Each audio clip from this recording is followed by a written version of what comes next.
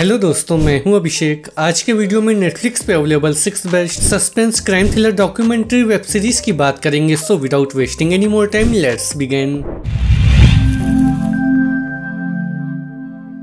हमारी लिस्ट के नंबर 6 पे है thriller documentary web series house of secrets the Burari deaths.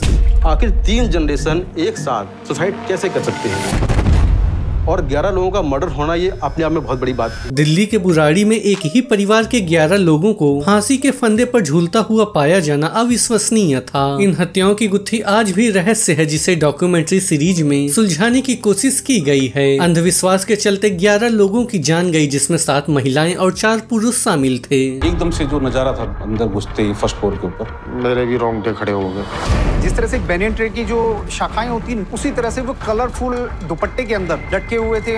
इस अनसुलझी पहेली को डॉक्यूमेंट्री सीरीज में वैज्ञानिक नजरिए से पेश किया गया है। हालांकि पुलिस ने इसे आकस्मिक हादसा करार दिया था, लेकिन यह सीरीज किसी भी क्राइम शो को पसंद करने वाले दर्शकों को जरूर पसंद आएगी। देखिए, कहावत है कि जो क्राइम रिपोर्टर्स होते हैं उनके अंदर इमोशंस नहीं होते हैं, जैसे पुलिस वाले होते हैं ना, हम लोग भी अंदर से हिल गए थे। हमारे लिस्ट के नंबर 5 पे है crime docu series Indian predator the butcher of Delhi. Delhi में जो है वो ऑन एन एवरेज 500 मर्डर एक साल में होते हैं। मैंने एक डेड बॉडी तिहाड़ के गेट नंबर 3 के ठीक सामने रखी है। यह कहानी है दिल्ली में हुई सीरियल मर्डर की उन घटनाओं की जहां हत्या करने वाले ने लोगों के 100 के टुकड़े टुकड़े कर उनका सिर काटा और फिर तिहाड़ जेल के सामने टोकरी में भरकर रख दिया था। एक बार फिर डेड बॉडी मिली। इसके बाद ये पता लगा कि कोई ऐसा शख्स है जो इस तरीके से सीरियल किलिंग कर रहा है।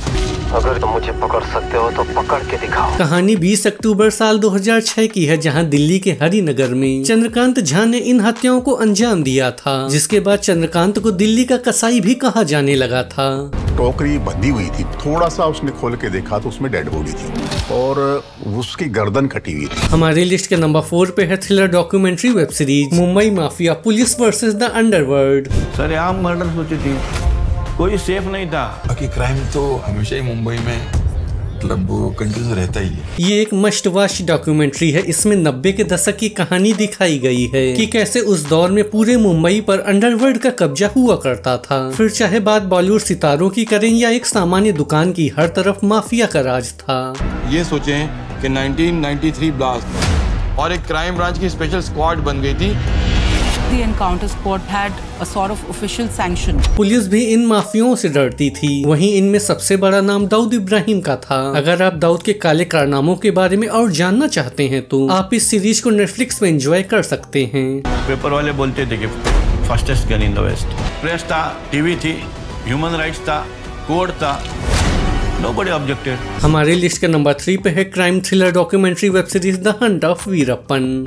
There never ever has been a man, a criminal like Veerappan.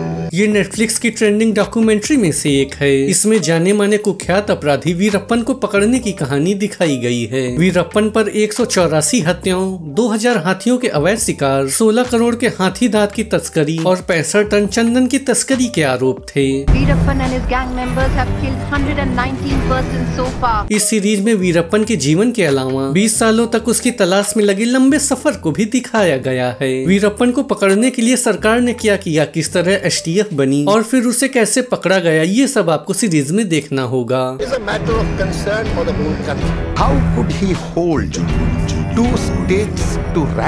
हमारे लिस्ट के नंबर 2 पे है crime thriller documentary web series Indian predator murder in a court room. उसने कड़कड़ चाकू खोला, बोला हाँ भाई अक्कू यादव नाम है मेरा, बदमाश हूँ मैं। किसी ने कान काटा उसका, किसी ने कुछ। यह सीरीज भारत कालीचरण यादव उर्फ अक्कू यादव की सच्ची कहानी पर आधारित है। साल 2004 में नागपुर में 100 से ज्यादा महिलाओं ने कोर्ट रूम में घुसकर अक्कू यादव की हत्या कर दी थी। आज अगर नहीं निकले तो तुम लोग जिंदगी में कभी नहीं निकल पाओगे। ने 10 साल से आतंक फैला के रखा था।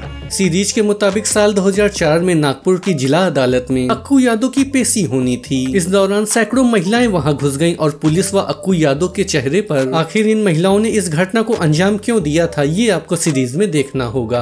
औरतें किसी को मार सकती है, सब्जी काटने वाली इंसान काट सकते। ये बात इतनी सच नहीं है, ये गैंगवार है। हमारे लिस्ट के नंबर 1 पे है crime thriller documentary web series Indian predator beast of Bangalore. ये कहानी एक सन की आदमी के बारे में है। खुद को बहुत होशियार समझती हो? क्या लगता है तुम यहाँ से भाग सकती हो? इस सीरीज में उमेश रेड्डी उर्फ बीए उमेश नाम के एक ऐसे सीरियल किलर की कहानी दिखाई गई है जिसने 18 औरतों की हत्याएं की तथा 20 से ज्यादा रेप किए थे। सेंट्रल रिजर्व फोर्स में खुद एक कांस्टेबल होकर भी उसने इन घटनाओं को अंजाम दिया था। बड़ों की माने तो वो झाड़ियों में से बाहर आता था, घसीट कर ले जाता था और मार डालता था। उसने पूरे कर्नाटक को सदमे में डाल दिया था। उस पर औरतों को मार कर भी उनके साथ रेप करने का आरोप लगा। जितने भी आरोप उमेश पर लगाए गए थे वो तो ऑफिशियल थे, लेकिन पुलिस उन अपराधों का पता नहीं लगा सकी जिनकी शिकायत ही नहीं हुई थी। उसके खौफ से ही सारे लोग अपने घरों में लोहे के मजबूत दरवाजे लगाने लगे। वो इतना शातिर था कि वो जानता था कि डोर एंट्री कितनी जरूरी है। तो दोस्तों ये था आज का वीडियो। आपको ये वीडियो कैसा लगा मुझे कमेंट सेक्शन में बताना बिल्कुल मत भूलिएगा। मैं मिलूंगा आपसे किसी नए वीडियो में, तब तक के लिए गुड बाय।